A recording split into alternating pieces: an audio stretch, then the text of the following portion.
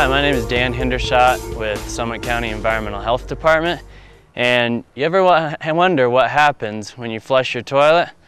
Well, if you're one of 2,600 homes in Summit County, you've probably got a private septic system. We're here to talk about exactly what that is and how to use it properly. Alright, so as the water leaves your house, you've got a basic sewer line, 4-inch, coming out with a clean out, just in case you get some stoppage. You can come and fish out any blockages. And it comes to your tank here. What your tank does is settle out. The solids settle out to the bottom of the tank.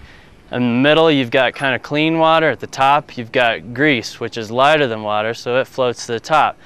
So that intermediate water will go on down to the next chamber where you'll get additional settling. And then you've got a little filter that we'll see in a diagram later on. And it'll pass through that little filter, go to third and final chamber where you've got a pump that'll lift the water up to a leach field where it actually goes into the ground, and bacteria will eat up all the bad stuff in there before it gets into the environment. So after the water comes out of the septic tank, comes up this basic 2-inch effluent line up to what we call a leach field. There are lots of different types of leach fields. This one happens to be a mounded leach field. You can see we're about 4 feet of sand we build up, and then we put our 1.5-inch rock down. Basically, the reason we want this 4 feet of sand is because they've got relatively shallow groundwater here.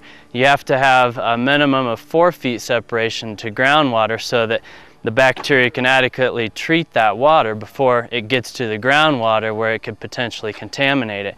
We've got 1.5-inch rock here, and that's where the bacteria will actually grow on the sides of the rock to treat the water before it gets into the sand, where additional treatment goes on. Underneath all this pipe, which needs to be perfectly level, there are a bunch of different holes spec'd out by the engineer, and that's where the water will actually get into the rock. Yeah, basically a septic system is sized on the number of people who are going to be in the house. The best way we figure to do that across the state is the number of bedrooms, and we size it based on 2 people per bedroom.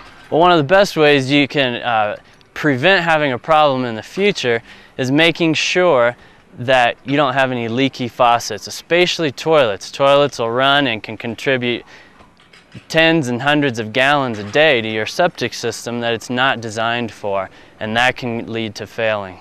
Basically, there's 2 things that are going to clue you into your system failing, all right?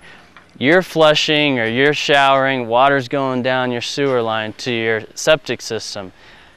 Either it's going to come out on the side or in the area of your leach field, so you'll see water bubbling up, or you'll feel the ground's real squishy, or it's not going to flush. It's going to be backing up into your house. So it's important to maintain your septic system by pumping it frequently. Essentially what can happen is that sludge layer will build up in your tank, and if that gets into your field, boom, you've got a clogged field, you've got a $10,000 to $20,000 repair.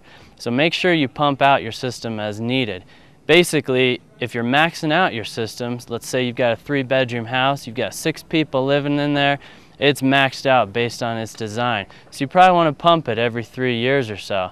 You could probably extend it to maybe 4 years if it's a weekend cabin, you're only using it, maybe there's 2 people living in a 4-bedroom house, you could probably extend it every 4 years or so. So keep in mind, your septic system is designed to protect the environment and to give your wastewater a place to go.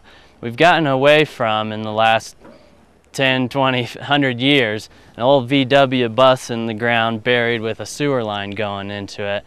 But still, even these designs, as expensive and high-tech as they are, can fail. So it's important to keep on your system.